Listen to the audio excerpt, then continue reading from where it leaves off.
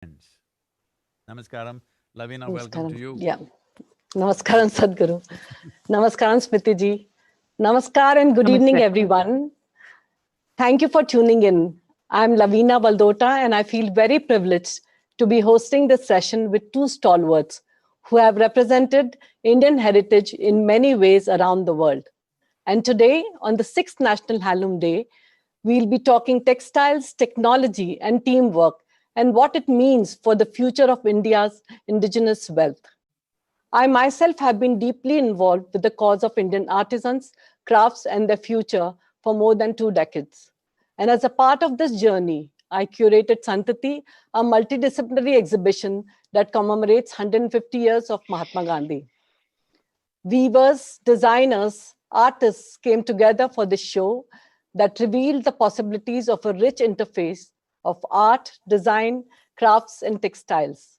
The knowledge and the skill that we have in India can be a shining example for the world.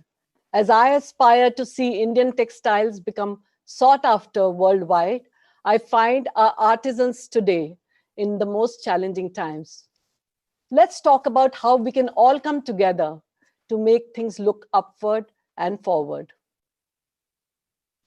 I welcome today's guests, the Honorable Union Minister of Textiles and for Women and Child Development, Smriti Irani ji, and the yogi, the mystic, the trailblazer, Sadhguru.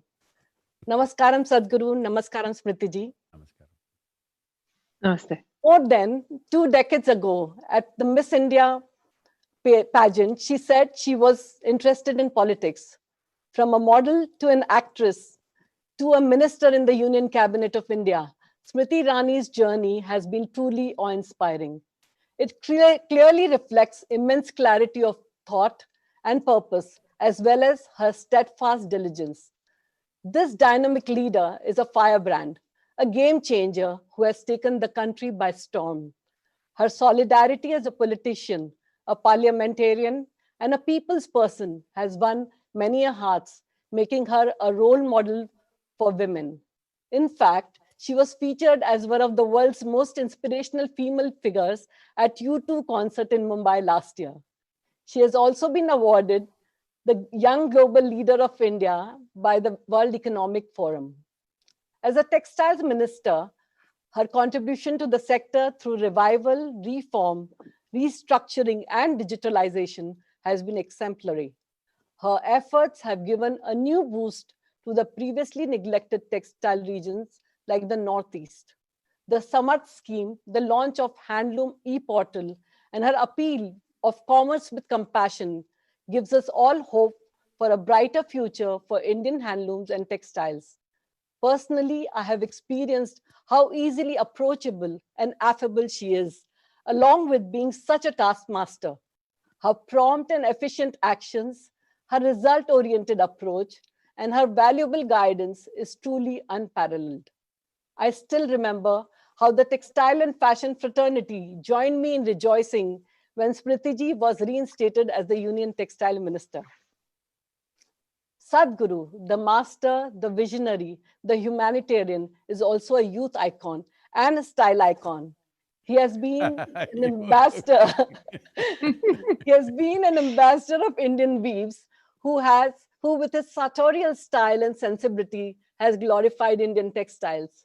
Last year, Sadhguru launched Save the Weave initiative to raise visibility and awareness about the art and science of eco-friendly Indian weaves. He also championed Fashion for Peace in New York, where top American designers used Indian textiles to create their collection. Sadhguru has always emphasized on the use of natural fabrics for one's mental and physical well-being, and how weavers use their hands and hearts, creating a cloth which is an outpouring of their being. Sadhguru, the ultimate alchemist, touched my life, inspiring and propelling my journey. His grace and guidance has turned my thoughts into action, giving purpose to my passion, especially in the field of textiles and crafts. In gratitude, I cherish his esteemed presence at the inaugural launch of my exhibition Santati in Mumbai. I look forward to this conversation between the two doyens of Indian textiles, the Honorable Minister Smriti Irani ji and Sadhguru. I'm sure this synergy will be a tale of new possibilities that will benefit many. Over to you, Sadhguru. Namaskaram. Well,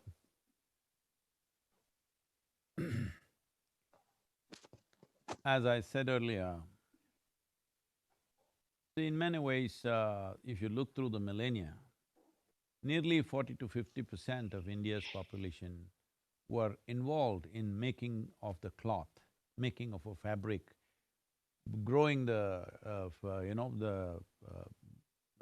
fiber and spinning and weaving and dyeing and variety of things. Every region has its own variety of handloom. So unique, and you being in Karnataka, you must know, there are such unique things that when I actually… I've traveled extensively in the country, not from airport to airport, like I've been on road, literally at one time on on two wheels, and like I've seen all kinds of things, and my interest in textiles naturally took to those centers also. In Karnataka, there is a place called Gulled Gudda. You heard of this, Lavina? Very close to where I live. Smriti, you must also know probably, but for most people wouldn't know this entire village and this region is focused on just producing one particular type of blouse textile. They only do the blouse, only that, whatever 3/4 of a meter or 1 meter, whatever it takes, just that is all they weave. And it was so amazing that I spent some time with these people. See the power of involvement, what it does, when somebody puts their life into something as simple as just one piece of fabric, which will go into people's use, and how they've evolved that, it's very, very difficult to replicate that anywhere else, what they have done. It is so unique and so fantastic. So like this, in every place that you go, there is a different weave and different style of doing things which all developed individually. We must understand it takes millennia, many millennia to come up with this kind of craft and skill and ingenuity. But in the name of modernity, from the time of Manchester's manipulations to today, the Chinese inputs, we are going towards everything, mass production, machine-made stuff. I am not against machines, I am not against industrialization, but what is done with human hand has a certain aesthetic, has a certain beauty, has a certain uniqueness, and above all, it's a human expression. The most important thing for a human being is, when it comes to inner way of life, we want to have the most profound experience possible. When it comes to the world, how can we impact life around us? This is all that really matters. Whether we weave or cook or speak or work, essentially we want to see how much impact. So, these dedicated hands, which have given themselves absolutely to cause that impact, to cause that simple sense of pleasure for somebody unknown who will buy this and wear this, is a fantastic human expression. Unfortunately, between 1800s and 1860, I think millions of hand weavers committed suicide or died of starvation because of the East India Company's policy of those days. But that is over. This is now an independent India. Here, we have to bring back the hand weaver in a big way, because as it is, it's a big employer, the second largest employer next to agriculture. But we need to get this more integrated into our culture. We have all gone machine-made. Most Indians don't know, first of all. The worst thing is, we do not know we have a fantastic heritage of evolving variety of textiles that you cannot imagine possible. No nation, no culture ever has come up with so many varieties of textiles. It's truly fantastic. Making it live and making it prosper is definitely the goal, and we have a very dynamic and superbly articulate minister. There's no better person to convey the message to the world in many different ways, but we are all with the cause. So please, Smriti, you can say what is the fundamental things that have been done. I know there are a whole lot of things. One thing I want to complain about you is you're coming up with names that South Indians cannot pronounce. What is Hatgara Samvardhan Sahayata Most South Indian weavers cannot pronounce the thing. Please come up with simpler names for us. So, in short, Sadhguru, it's HSS. Please, if you can… I'm extremely blessed to be on the same platform as you, Sadhguru. Given our parampara and our swabhav, what we are taught by our elders is that we never sit on the same munch as a guru. Digitally today, I have breached that protocol, for which I convey my regrets at your feet. For me, that's a very, very uncomfortable situation, for I never thought that it is fit for me to sit at the same position as a guru, as a yogi, as celebrated, such as your kind self. Sadhguru, you've highlighted our historical approach towards weaving, but the way you have conveyed the artistic and human expression behind the weave is something that needs to be understood. You spoke about just one city, one village dedicated to weaving of a blouse. I look at it from the fact that these are weavers who pursued perfection in detail for just one element of a larger scheme of things. And I think that we are today blessed with a variety of weaves. Today we have 1,500 handloom clusters across the country in 400 districts.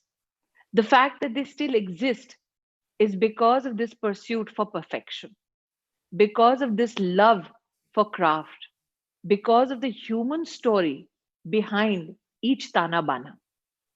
And when you talk about the disconnect with the youth, when you talk about the disconnect with the modern markets, I think that's where the challenge lies.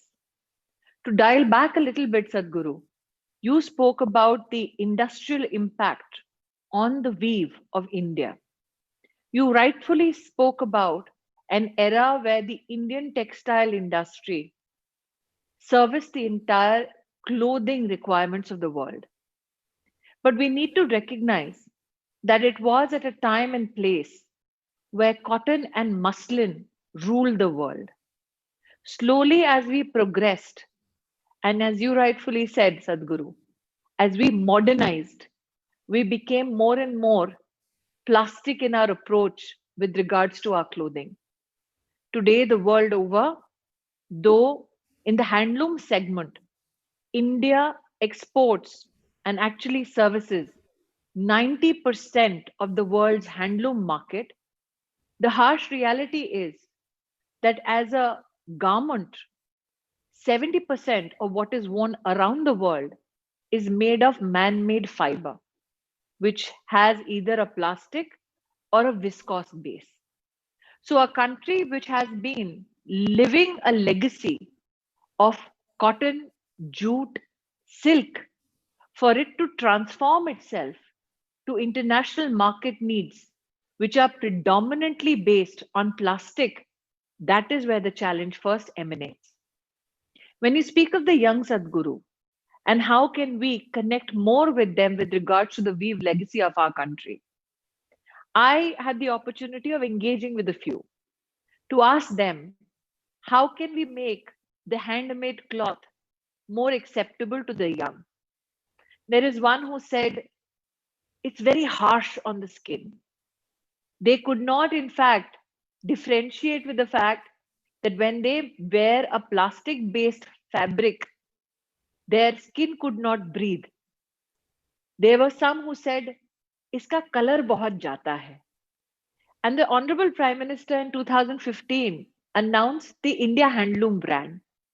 Sadhguru, the premise behind the launch of the brand was to ensure that more and more of our weavers can connect with the younger customer, with the international customer. One of the emphasis under the brand was to ensure quality to the customer. And when we went deeper into the fact as to why the color runs out of so-called handloom cloth, there was a discovery that when you use chemical dyes and colors, it is but natural that the natural fiber base and the chemical color would never meet. And that is why when we look at our handloom history, we look at the role that as you said, Sadhguru, in your opening remarks, we look at the role that our farm community, our forestry community had to play in the evolution of the weave, in the evolution of the cloth and the pattern. The fact that weaving was not limited only to the loom, but was actually a reflection of a life cycle of a community, is something that needs to be again studied and resurrected. So today I'm happy to share with you that under the India Handloom brand Sadhguru, we have over 1800 products registered, 184 product categories to be precise. And now we are appealing to people who are in the commercial segment, big brands such as Biba, Arvind, to come together with the weavers and source their cloth directly from the weavers, thereby bringing about that synergy that was long absent. But you're right, Sadhguru. How can we encourage more of the young to conjoin with our efforts? One of the, I think, takeaways from the Digital India campaign, as enunciated by the Prime Minister, was if we want to engage with the young, can we ask them to look at design prototyping online? Can we look at ensuring that we create tourism opportunities around our craft and handloom villages? And with the guidance of the Honorable Prime Minister Sadhguru, today on the 6th National Handloom Day, we announced 10 such craft and handloom villages. One of the first villages that we announced support for in collaboration with the state government was a village called Sharan in the state of Himachal Pradesh. We recognize that not only is the beauty of the Indian handloom spoken of the world over, but there is also an inherent curiosity about how that weave came into being or came was breathed life into. And looking at that tourism possibility, now we are working at 10 special places with states to ensure that we create tourism opportunity which will help engage the young from the weaving community to this particular vocation. But as you indicated, Sadhguru, this is just one of the first steps. There is a long way to go, and success can only be achieved when this becomes a people's movement. I must tell you my experience of the ingenuity of how hand weaving happens. When I was just around 20 years of age or 21 years of age, when I was determined not to educate myself for any particular qualification I was just exploring the world. My father was very concerned, said, go and look at the silk industry because a whole lot of families in our community were involved in silk weaving. So just out of simple curiosity, I just went there to see how, the Mysore silk sarees were being hand woven in a particular area. I went and sat there because I'm saying this because the general impression of probably the modern or educated youth is these things are being done by people who are brainless people, otherwise you would be in the university, you would be doing something else. I went and sat there, and when I was 21, I really believed I'm smart. Not anymore, okay? At that time I believed I'm very smart. You're wise now. Realizing that I'm not smart, okay? So I went and sat there in an afternoon and I couldn't take my eyes off this guy for more than 2 hours because he was doing some magic with his hands. And like that, a flower comes up here, another flower here, perfectly geometrically correct. And there is no computer, there is nothing guiding him, everything is in his head. He's simply just producing magic. Then I decided I don't have enough brains for this one and I stepped out of that. I'm saying it's so incredible because from childhood they're involved in this. So this was one concern because you're also the Minister of Women and Child Welfare. I don't know, Lavina said it's development, I don't know if it's been renamed. Is it development or No, no, welfare? it's still development. Okay. So, because of that, I'm Once they're saying, developed, Sadhguru, they can look after their own welfare. yes. So, we must distinguish between what is apprenticeship and what is child labor. unfortunately, this activism about child labor, I'm not saying children should be put to work, definitely not. But the activism about child labor mixes up what is apprenticeship, what is learning process, and what is labor. So if in the education policy right now I see, fortunately, there is some occasional aspect wherever it is necessary, that's a very positive step, but still for all schools to equip themselves to deliver that may take some time, but at least by intent we are moving in that direction, it's a good thing. But in some way, can you say in policy how we can differentiate apprenticeship from child labor?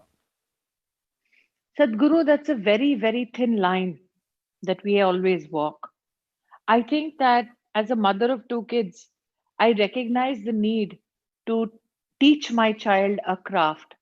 That too, a craft that is something that I'm beholden to as a part of my legacy, as a part of my culture. But we also recognize that there have been instances, many in fact, where people have misused the law or the purpose of teaching to ensure that children are thrust into very, very abject form of bonded labor.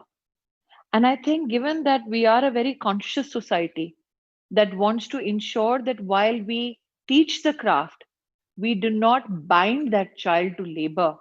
I think that is a conscious and a very deliberate line that we all have to delicately balance in everyday practices. I think that Sadhguru, one of the greatest joys one can get, and I reminisce from my visit to your ashram, is when communities come together and teach their young what their legacy is.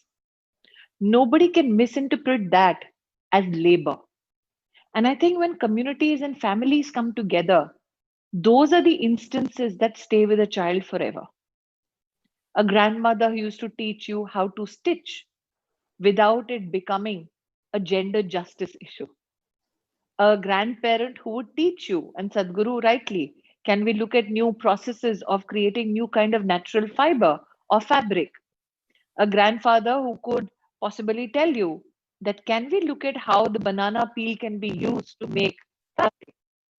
Or parents who would tell you the beauty of the bamboo and how we can actually generate cloth out of bamboo. So I think that if we can encourage more and more families and community learning processes of these skill sets, we will stay away from the danger of shoving our children into aspects of labor. I also feel, Sadhguru, there needs to be a kind of a encouragement given to studying and researching about our legacies, especially with regards to our crafts and our looms. You, given your travels not only across the country but the world over, are very rightfully positioned, Sadhguru, to enlighten a lot of families about the craft legacy of their own districts, of their own states. How many of us take the pains of teaching our children about the craft legacy of the states or the districts that we belong to, or the village that we belong to? In terms of transference of skill, can we begin from there? And you're very right, Sadhguru. The magic on a loom is something which can never be expressed in words, which can never be quantified through technology. Because as so here, it's so difficult to come together with so many threads, with a history of patterns and designs, and still come out with a unique piece of cloth every time. The principle behind, I think, not understanding the beauty and the intricacy of the loom and the skill set behind it possibly emerges from two prospects, one of ignorance and the other of arrogance. And I think, Sadhguru, when we approach a weaver with a sense of humility and a desire to learn, I think we come back enriched. So, if thought leaders and yogis such as you bless families so that we are encouraged to take these lessons to each child, I think that the revolution that we all hope for is a revolution and a change which will not be far behind.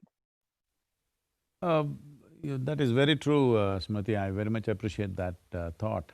But at the same time, these are times where the excitement of technology, what happens on the screen, is more interesting than anything that can happen in the world.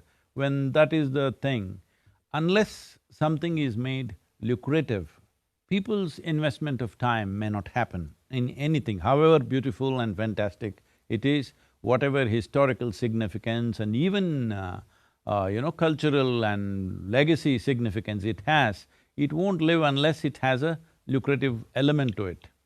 So having said that, these unique weaves and designs that exist in every part of this, at least if we recognize a few things belong to a certain state, is it not a good thing that by policy we bring this into the country, that let us say if you are in a particular state, whatever the handloom legacy that is there in that state, whoever gives a boost to it in terms of, let's say, hospitality industry, school uniforms, all these things, if they take to this, they will get some tax benefit or some other kind of economic benefit must be given to them, so that suddenly what is a niche consumption can become reasonably mass consumption. Especially children, it is a crime to wrap a child in a polyfiber. You do that to dead fish, not to living children. To our children, we should not do it. This is one of the worst things that you can do, but almost entire children's clothing in the world is fully polyfiber. Especially a child's body is very vulnerable to this, both their physical and psychological well-being is impacted by polyfiber entering into their system. To what extent means? See, probably this is only studied in United States, so the numbers and stats are available. They're saying an average American has 28 grams of polyfiber in his body. Because polyfiber has entered our body, polyfiber has entered the soil, has entered the water, has entered the whole food cycle, and it is getting into us. These 28 grams in an American person, maybe 10 grams in an Indian person, we don't know what is the percentage, but whichever way, this polyfiber which is sitting in our body is definitely not doing good to us. How much is this a cause of cancer, other ailments, whatever liver, kidney problems that people are going through all over the world? There are no studies to show us this, but definitely it is not nourishing us, it is not creating well-being for us, and wrapping our children in this kind of fiber is a crime. So, one thing we can do is by policy, at least the government schools can start initially, and then we can encourage the private schools, that school uniforms must be natural fiber, if possible handloom, but the style and the design should be belonging to that state, so that this will live on actively. And when in their young age, when they wear this and they appreciate it and they know the value of it, they will naturally, when they become youth and citizens of this country or in the world future, then they will continually continue that legacy for sure. So if this can be taken with the schools, with the hospitality industry which welcomes tourists from around the world, wherever possible, if we can bring this some kind of economic benefit for people who promote this, it would make a huge difference. I totally agree, Sadhguru. As always, you inspire us with new ideas and new thoughts. And I think that this is food for thought, especially given the federal structure of our country. It is an issue where states can be encouraged and appealed to ensure that more and more such products become a part of everyday life. In fact, Sadhguru, when it comes to school uniforms, as somebody who had served in that particular segment earlier, I believe most of the cloth that the child wears is not cloth which is of man-made fiber, but yes, there can be a definite encouragement given to natural fiber, especially for use by children. I also feel that given that sustainability is the new buzz in the fashion industry, more and more of our young, more and more of our customer base can be encouraged to embrace natural fibers. But I also believe, Sadhguru, that diversification opportunities for the industry and especially the weaver needs to be explored, because for too long market intelligence with regards to evolving needs and design needs of the customer is something from which the weaver has always been distant. And I think today, given technology and conversations such as this, we can in fact encourage our weavers to understand better the needs of the market. Sadhguru, I must here also confess that given the Prime Minister's clarion call to ensure that there is transparency in terms of opportunities made available, I'm sure that you know of the GEM portal, where the government, including state governments, are encouraged to procure directly from citizen entrepreneurs. And I'm happy to share with you, Sadhguru, that through the Ministry of Textiles, we actually today have 50 lakh handloom and artisanal database that we are uploading on the GEM portal, so that governments at the national level or the state level, or for that matter, the district level, can make their procurements directly from the weaver and the artisan, thereby expanding new opportunities for them and cutting away the role that middlemen have played for decades. That is a very important step, that creating marketing platforms like that is vital. But I was just thinking, please, put your people through this works.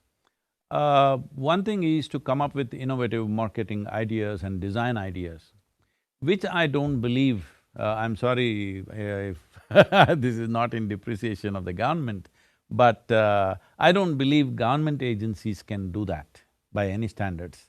It needs somebody who is actively involved in commerce, design, who is hands-on with that stuff, which is largely the corporates. For example, if we give freedom for the businesses, whether it's existing businesses or new businesses, particularly let us say we take 10 designers who are of some repute and give them this idea that now this particular state, this type of handloom, if you design things with this, whatever products you make out of it, this will go tax-free, you will get this benefit, that benefit, whatever benefits and marketplace, little stepping stones they will get.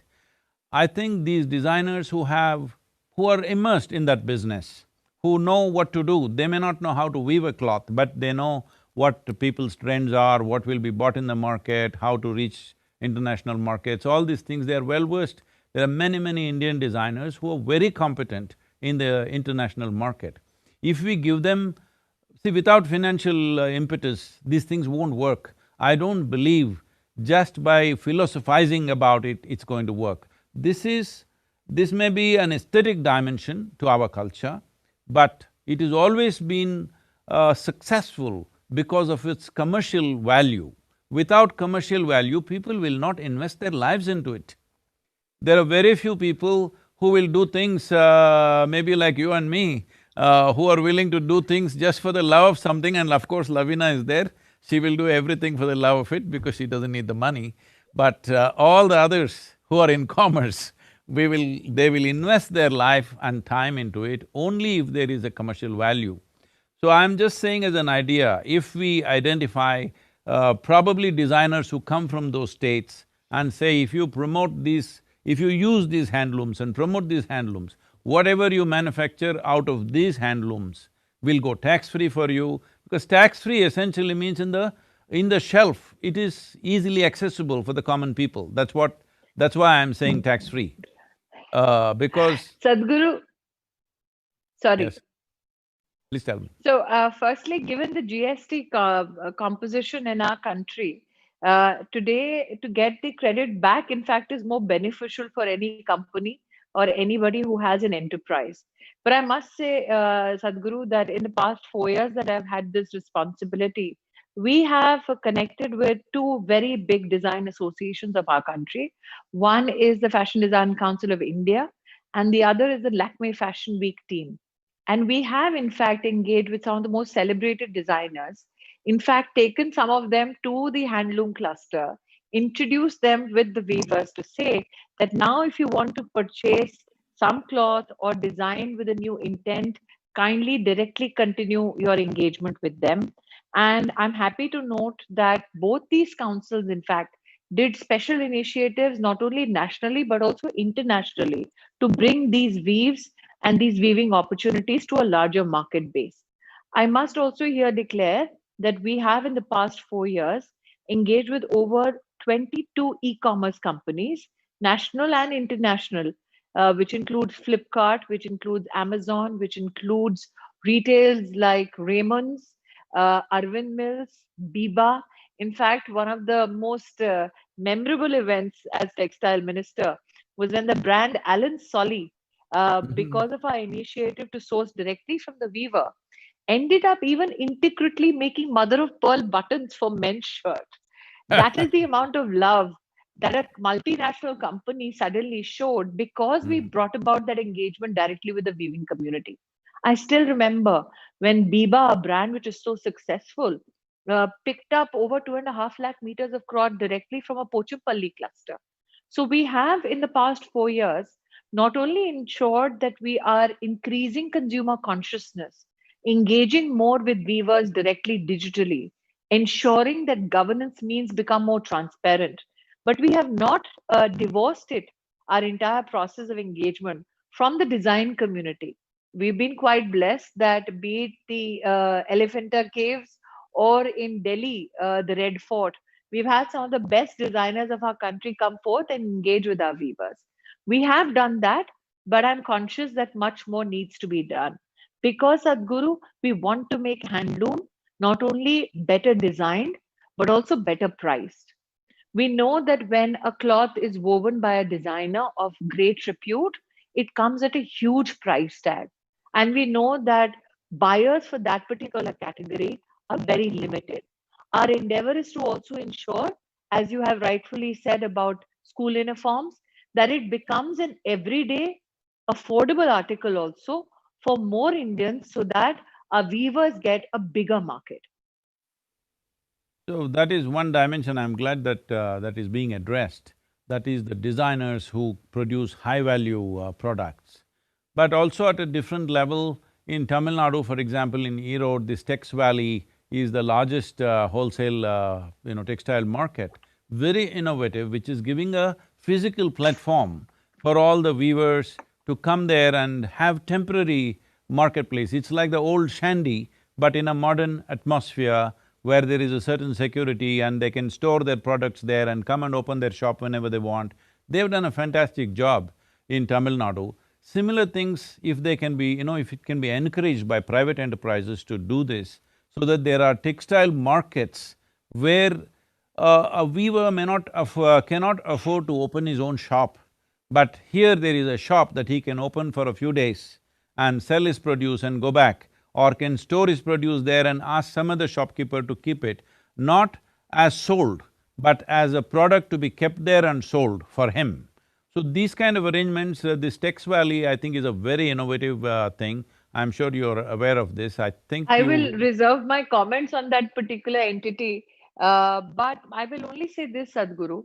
Given the challenges that the pandemic has presented everybody in our country with, I think the future also predominantly, at least till such time that we get an early and total solution to the pandemic, is going to be a thrust on digital, I think, transactions. And I think that one of the challenges that we will be confronted with, and currently something that we are working on through our field offices and in collaboration with state governments, is how to make our weavers more digitally literate. They have all the best of wares, their price points are extremely competitive, but there is a finesse to which a presentation grabs client eyeballs. And I think it's those little details that we seek support in. If the community, Sadhguru, can reach out to the nearest weaving cluster and just help them better understand how to position themselves Mhm. on digital platforms and attract more attention from customers with regards to their designs and with regards to their wares. I think given the pandemic currently, Sadhguru, that will be of great help to our weaving community. Yes, considering the virus pandemic, I think one sector that is really being hit is the hand weavers, because I don't think too many people are thinking of buying new clothes right now. So there is a big hit. I don't know if there are alternative ways for them to survive and things. I'm sure it's a hardship. That is There a is, hardship that whole population of the country is facing, but but particularly for this… Sadhguru, Mhm. the imagine human ingenuity in the pandemic. came a new They're making opportunity. masks, I heard. Yes, absolutely. Designer masks, And I see. look at the beauty of collaboration, Sadhguru, We must between the see weaver and the Lavina's mask. artisan. We must see Lavina's mask. I'm sure it's a designer mask that she wears. I haven't stepped Sadhguru, out of the house to wear a mask. in fact, Sadhguru, let me say this, between me and Lavina, you're better dressed today. Absolutely. Always. But I think that Sadhguru, the ingenuity of our craftsmanship is such that on one hand, the weaver is weaving the cloth, women in small groups are stitching it into a mask. There are some who are stylizing it and adding embellishments and paint work to it, like the very, very popular story of a Madhubani painter Mhm. appealing online so that people could place orders with his entire village. And suddenly that person was flooded with the orders and requests from across the country and across the world.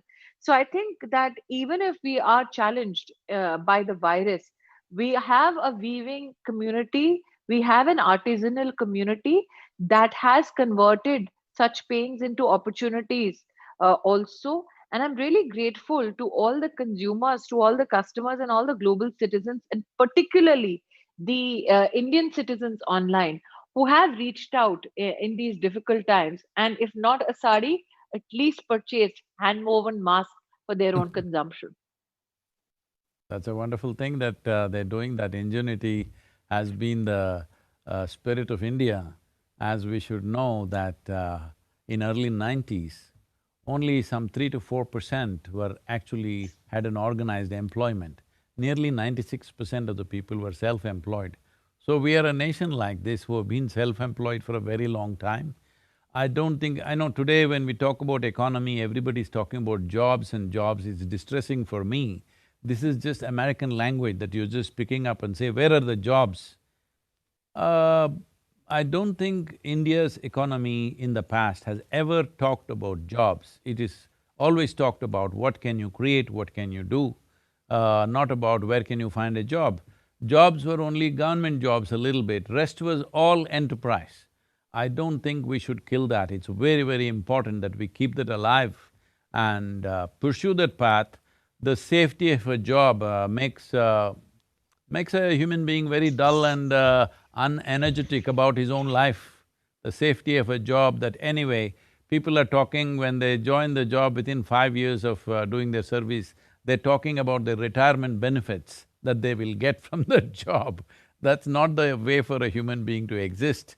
Because making a living is one thing, making a life out of it is another thing. That's what is beautiful about handloom, because it's not just a way of making a living, it is about making a life out of it and also making somebody else's life out of it, which is a very significant approach. But right now, as handloom industry, many things are being done. Well, this is a virus time, this is not forever, this is a period of time that we will come out of successfully, I'm sure. But except for the lives that are lost, unfortunately, rest, I think we will come out stronger, more resilient, more creative, more innovative than ever before. That is for sure, I have that trust. But one aspect I feel that could… that you as a textile ministry could pay much more attention to is, see, for example, we have nearly 80 million tons of bagasse from the sugarcane. We are one of the big sugarcane countries. Bagasse can become a source of textile, and we have uh, a huge amount of banana cultivation, particularly in southern India. Banana, the banana plant, because it's a one-time thing, that is, only one fruit will come, one frond of fruit will come out. Rest is… has to be chopped down. Usually it becomes biomass, which is also a good thing, or it'll become cattle feed, but a whole lot of things are just thrown out without any kind of utilization. So, there is a fantastic amount of fiber in this, as you know. In our homes always, I know from… my mother used to sit down and make these small slits, and all flowers were woven, always with the banana fiber. And I was amazed to come know that a whole lot of high-value currency notes in Japan, the yen is all made with banana fiber. So, so bringing back banana fiber in a big way, and also using fiber to create high-value products, including currency. Why not? We should think about it. If Japan can have banana currency, I'm not saying this in any negative way. No, We the British pound, Sadhguru, is made of Indian cotton. Yes. Is that so? Yes. British pound is made of Indian cotton? Oh, Yes. that's nice to We know. had the textiles, we had a textiles program, Sadhguru, in Mm-hmm. Gandhinagar. Mm-hmm. And in that, the British representative very proudly stood on stage in front of the Honorable Prime Minister and said, "Look at this pound. The base is Indian cotton." Okay. Wow. So between the yen and the pound, there are many more elements of Make in India that we And can also I've discuss. seen the banana and bamboo fabric. These are really fine fabrics which can be brought forth, and because it's an agricultural byproduct, this could be a significant thing about promoting this banana, bagasse, bamboo, all the three Bs could contribute a lot to fine textiles from this country, which will be definitely of international grade. And if designers can focus on this, if some investments can be made in that direction, it would be really wonderful, because these are tree-based fibers which can be grown. And also, during the Nixon era, it happened that they asked Indian governments to burn down all the hemp cultivation in the country, because they could not differentiate between hemp plant and marijuana plant, which is of the same species but not the same effect. And also, as you know, our partition history, which is a disastrous history for our nation, the jute industries got destroyed because the jute cultivation was on one side and the industry on the other side, and we completely destroyed it. So, though we still claim 70% of the jute production is in our country, the usage is not grown as it should. Jute fabrics can be fantastic, it's not just a sack, it can be done in a very beautiful way, and there is no better nations than India, Bangladesh. Together we can evolve something where jute products could go in a big way, or India itself is a large enough country to do this by itself, because we still have a generation which knows immense knowledge about these things, because this is a knowledge that you acquire over centuries. You can drop it in 5 days, or you can drop it in a few years, but to acquire that, it'll take a long time. No other culture can suddenly pick up knowledge about jute, grow jute and make jute products, but we are capable of that. All these products which are unique to this culture, we must exploit that, because uh, nobody else can do that. If you can have a product in this world which doesn't have competition for the next 20, 30 years, is a big possibility, because everything else is in serious competition always. Sadhguru, you're right when you talk about the diversity of the raw material that we have in our country. I'm delighted to share with you that many designers now are experimenting and successfully so, and have found a client base with regards to banana fabric, with regards to bamboo silk, and even cloth made out of hemp. So, that is now the buzzword in the sustainable community and clientele. But I must here also bring to your kind notice the diversification possibilities in jute, as you rightfully said. It is not meant only for sacking. But sadly, so it is limited to sacking, Sadhguru, because the farming community does not get certified seeds. Bangladesh, which also produces jute but lesser quantity of jute, has enhanced its quality of jute based on certified Indian seeds. In fact, when I received this responsibility in textile ministry, I had a conversation with my senior counterpart in the Ministry of Agriculture. Agriculture, because state governments have a large role to play, we implored with all the states, especially one state, the state of West Bengal, which has 70% of the jute, raw jute output, to ensure each farmer has access to certified seeds. We were not very successful in communicating the needs of the farmer. And that is why, in the next coming 7 days, Sadhguru, we have undertaken under the National Jute Board an initiative to ensure that the certified seeds needed by the jute farming community is provided for directly in collaboration with the National Seed Corporation. But I must say, Sadhguru, that every year the government of India, only for sacking, gives valued orders at 5,500 crores. Mm-hmm. And the companies which get 5,500 crores worth of orders are only 125. We have, in fact, when we came into this position of service, spoke to those companies and said that you have a ready order of 5,500 crores every year. Why is it that the jute farmer and the jute labor never gets paid? There were some murmurs here and there, and that is when we decided that if you want the government order of 5,500 crores every year, you will ensure that you pay the jute farmer and the jute labor before, get that certification from that farmer and labor that there are no dues, and then you shall continue to get government orders. And Sadhguru, I'm happy to report to you that after that intervention, after many years, we've had farmers and labor tell us that because of this intervention and this insistence of the government, today we have companies who have all dues paid, only then that they can work with the government of India. But the good news behind jute is, Sadhguru, in the last budget, we announced for the first time with the blessings of the Prime Minister the National Technical Textile Mission. And one of the technical textiles is geotech.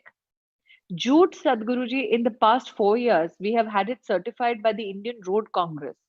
When it is used as a base to build roads, the life of that road goes up by 5 years. We now have that research certified. Secondly, we have used jute cloth to ensure that in hilly areas we contain landslides. And successfully now, that practice has been shared by all hilly states. Thirdly, Sadhguru, the Prime Minister has announced the Jal Shakti mission, which encourages making of more and more ponds at the village level in all states of the country. And the lining of such water bodies is jute based. So we have reached out to all states, Mm-hmm. we have reached out to all authorities that are either in construction of roads or water bodies to encourage diversified prospects of jute. Because as you rightly said, Sadhguru, till such time we do not encourage commercial opportunities, no diversification process or effort will bear fruit. Yes. Uh, like these tree-based things and also the fiber cultivation as such. As all of us know, the struggles that Indian farmer has been going through and unfortunate suicide incidents across the country for variety of reasons. But one fundamental reason is because farmers are completely invested in growing regularly monoculture agriculture and all perishable items. But if 30%, if we envisage in the next 10 years or so, by 2030, if 30% of the land is dedicated to fiber cultivation, a huge relief would come to the farmer because now he has a product which is not perishable, where there is more opportunity to market it in a lucrative way rather than desperately put it out in the market. So, if we evolve a policy towards this, at least a certain percentage of the land, I'm saying 30% out of my concern, but whatever is a practical percentage, if it goes under variety of fiber cultivation, there used to be one thing in which is called as the Malabar silk cotton trees. When we were growing up, if you don't pluck them, they would be all over, flying all over the place. It was a lot of fun for the kids to chase them in the air. But I think these days those trees have completely disappeared. I don't know much about it, but looking at the finish of the fiber as it is, the way it is fine fiber, because right now I see one reason why the Banaras weavers are using nearly 40% of the Chinese silk and stuff is because they feel it's lighter. But making it light, clothing which is light like that, hand woven but still light like that, I think that particular fiber would do. I'm not an expert on this, but from my experience of chasing these fibers in the air as a child, I saw that they were so fine, much finer than the silk. And as I told you, I was also been a mulberry farmer and a sericulture farmer, so I know how silk is and how fine it is, but the raw silk that we are producing is a bit heavy. That was the beauty of the cloth, but unfortunately, the modern requirements are it must be very light and fine. So one important thing, I'm adding one more aspect to this is, it's very cruel to ask a handmade cloth to come to the standards of machine-made cloths. Machine-made cloth, every meter is same and same and same. This will kill you with boredom one day. This machine made everything. Handmade cloth, every few inches is different and it's unique. What you wear is very unique from another meter of cloth elsewhere. But the standardization process has to evolve and our aesthetics has to evolve from everything being clean and smooth, that the texture is beautiful by itself. I think this texture is being appreciated in Western cultures these days, but in India, people think being modern means everything must be same. So, from airlines to hospitality industry to schools, all these places, if handmade fabric comes, I think in many ways we will be presenting India in a much more aesthetic and sensible way and also in a commercially sensible way. Sadhguru, I think that you've hit the nail on the head.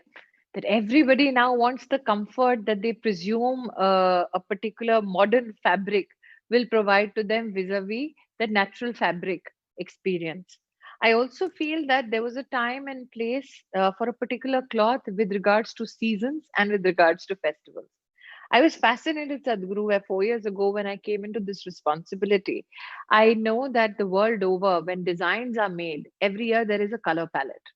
And I remember in one of my sojourns in Paris, I had asked a very, very big design house, tell me your color palette for the year Tell us 2020. something about your modeling days. I hardly knew about that. Oh, Just I recently I hardly, saw a picture of I you. I couldn't looked believe at that. my size, Sadhguru. I obviously you would not believe it. But to just go back to that story, Sadhguru, I asked this very big design house that how do you prepare for your customer in the future? And they said for every year, we a year before announce a color palette. And no matter what the make of the garment is, we play along with those designs in that color family. And I asked him about his India experience. So exasperated with that gentleman, he threw up his hands. He said, in India, you decide what you want to wear, when you want to wear it, and in what color you want to wear it. So we could never presume a color palette for you. And I was ecstatic because there was an acceptance by this connoisseur and this ideator of designs of one of the biggest brands in the world that we were not predictable when it came to our color schemes, Not only that color we would scheme, in want anything we are not predictable. and I think that that is where the uniqueness of the Indian consumer tastes come into. Yes, they are evolving. Yes, there is a mad rush to want something which is convenient. But I also feel that the pandemic has given us a lot of time for appreciation and introspection. I think these are the times where we can engage and create more awareness. And I feel that that is where the sustainability, the good living, the wellness culture, Sadhguru, that you propagate with a sense of value systems can play a huge role. The sense of appreciation, but I said affordability as well, and a sense of pride. I think when we combine all those together, we create bigger opportunities for the weaver. But I must also here say, Sadhguru, that today one of the largest efforts that have been undertaken within the government in collaboration with state governments is to ensure that we give market intelligence from an international, globally competitive economic perspective. That today, when we talk about the handcraft potential of our country, if you look at numbers of last year, we crossed exports of over 1,30,000 crores in this segment. Mm-hmm. But That's for wonderful. too long, the stories about our communities have been of deprivation and poverty. They have never marketed the magic and the variety of our weaves. And I think that's where the focus needs to be shifted in terms of consumer consciousness and awareness. No, at one, And I mean, Sadhguru, as a former sericulturist, I must here also bring to your notice that we are now engaging with our farmers to tell them that everything with regards to sericulture is now a commercial prospect. For instance, earlier they would throw uh, the waste of the silkworm And today we are teaching our farmers that that waste is actually being picked up by pharmacological companies for inputs into medicine making and cosmetic making. So we are encouraging now farmers to understand that even the silk waste now has huge value. And I also feel that Sadhguru, when you talk about the coarseness of the garment and the desire to have something which is smooth against the skin, one very fascinating aspect that I chanced upon is that when you go to, let's say, New York, which you and I possibly you will go more as compared to me, and possibly between the two of us, Lavina has seen more of New York than we two have. But when you go to, let's say, New York, and you ask anybody what is the best cotton sheets you could get, they would say Egyptian cotton sheets are the best that you can find. And the beauty of our not discovering our own heritage and our own capacity is that the extra long staple cotton, which is celebrated the world over many a times as Egyptian cotton, we have a similar Indian cotton stream called Shankars, which is not known. So today, as you rightfully said, Sadhguru, if we encourage better farm practices, for instance, and I've said this on many an occasion, that when our cotton farmer plucks the cotton, they do it by hand. Many a time they will take that cotton and put it in an old fertilizer bag. Because of just those two steps, the cotton that they pick is 60% contaminated, thereby reducing the value of that hand picked cotton by 60%. We are in collaboration with industry associations like City and scientific community now reaching out to cotton farmers across the country, Sadhguru, giving them plucking machines which without contamination now can give them more value for their crop. We are also encouraging growth of extra long staple cotton. Today, if we concentrate particularly on growth of extra long staple cotton, Sadhguru, the US market in itself and the EU market will present us with an $80 billion opportunity. But this is a long process. It falls under the ambit of agriculture, and there is a huge role to play by states. But I wanted to bring this to this conversation because I want citizens of our country and the global community, Sadhguru, that is beholden to you, to understand the latent, undiscovered potential of our ecology and our farm systems. So, one important thing is wherever you go in the world, everybody is talking about organic cotton. So, this certification for what is organic and what is not, if we make this India's certification process compliant with the international standards and it is acceptable to international audience, I think that would be a big step for India's cotton to go where it has to. This may be very funny, I'm just remembering these things now, looking at you. I also invested myself in growing cotton at one time. I took out 2 crops and then I did cotton seed development, it's a very intensive process. I actually physically involved myself in doing cotton seed production. But then I decided because that whole area, the merchants who were coming were so blatantly deceiving on the weight of the cotton, I decided to take up the cause of a few farmers and transport their cotton to Erode, which was the only market. I was growing this near Mysore, but I was wanting to transport. So I took 5 truckloads of cotton, really loaded, it's everybody's cotton including mine. And there, I must tell you this harassment, fortunately I think with the GST these problems are gone now. At the forest gate, they stop and say, "You are smuggling sandalwood." I said, "No such thing, we just want to go to the market." He says, "No, I want to check, unload the cotton now," in the forest. He's asking me to unload 5 truckloads of cotton. And if you unload it, you're finished because you can never load it back. It takes a lot to load cotton because the volume is more, weight is less, we stand on it, press it and take it down. And this is a simple trick that this guard says, "Unload the cotton. I just want to check if you have sandalwood inside." So the only way out, you know what is the way out. Fortunately, with the GST, probably these problems are gone at the state entrance, the trucks need not stop and need to be checked and all that stuff is largely history now. Having said that, Now that region which was growing cotton in Karnataka has completely given it up because of these kind of harassments, and of course there were some diseases, cotton-related diseases to the plants. But I think the harassment was one important aspect which destroyed cotton cultivation in the area, though it is reasonably black cotton region, which should have thrived. So I'm saying these kind of bottlenecks are there everywhere. If there is a portal somewhere where fiber cultivation farmers can put their problems in one place and somebody can periodically look at it and see whether it's a policy change or it is just an administrative, little force from you, I'm sure you can clear the bottlenecks anywhere. Sadhguru, you expect the impossible from me, for which I'm grateful. But I must here highlight in the beginning of this conversation, Guruji, you had spoken about the agricultural reform that has been undertaken under the leadership of the Prime Minister.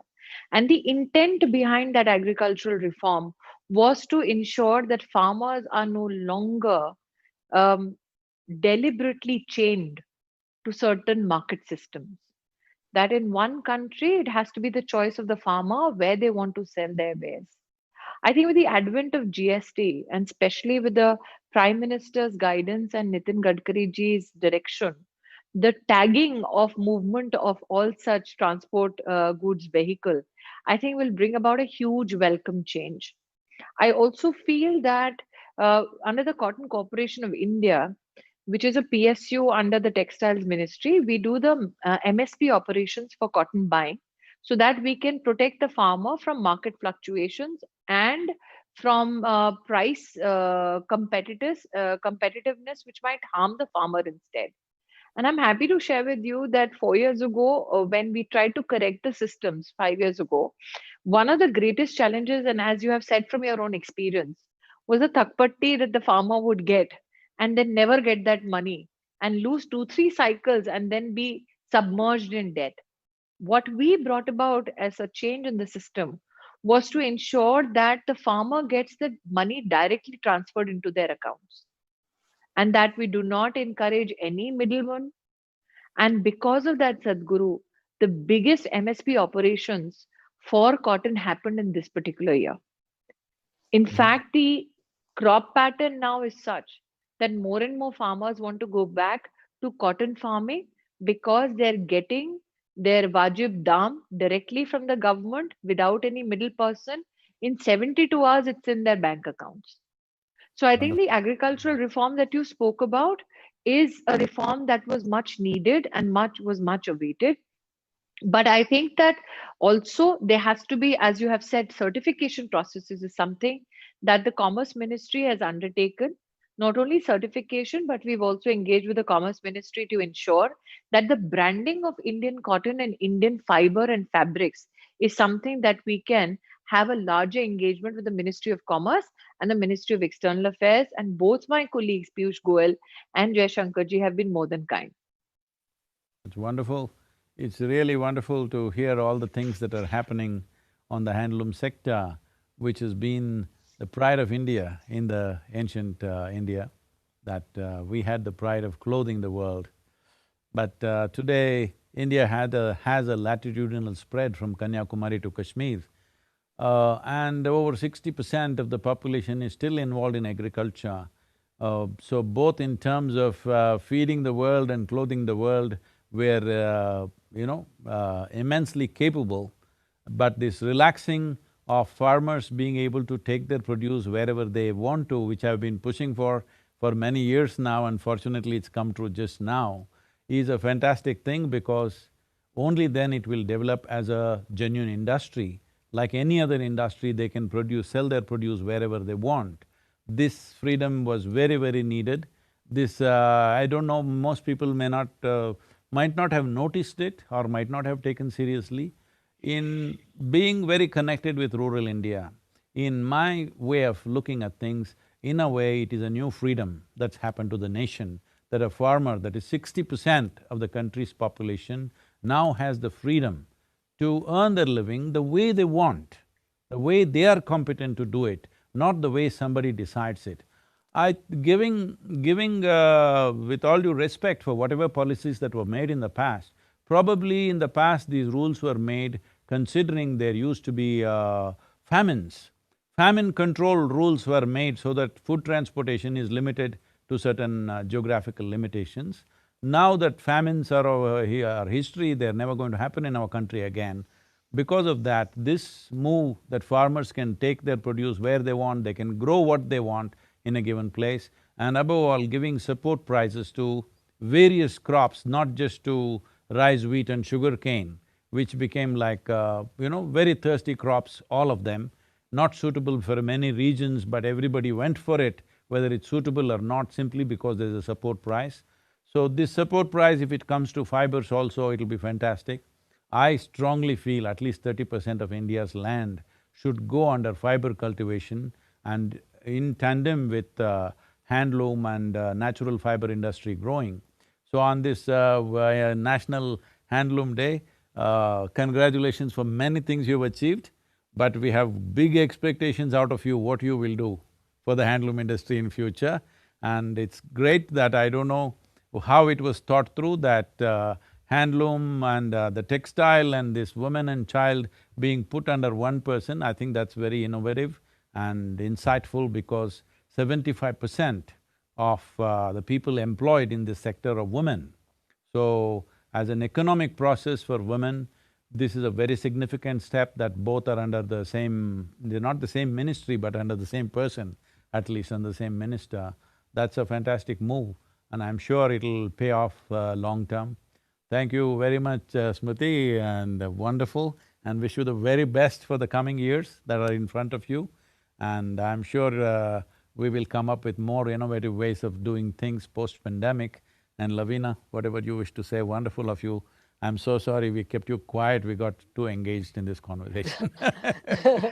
That was the whole idea, Sadhguru. And thank you so much. Thank you, Smriti ji, and thank you, Sadhguru, for this conversation. And I'm sure there'll be a lot of possibilities that have opened. And with all your new ideas, we're looking for a very bright future. Thank you. Wonderful. You still in Hampi, Lavina, or… Absolutely. I'm 5 originally… months. I'm originally from Hampi, yeah. So here we are. Thank you very much. Wonderful. Thank you. Thank you. Pranam, Thank you, Sadhguru. Sadhguru. All the Pranam. best for you. Blessings. Namaskaram. Namaskar. Namaskar.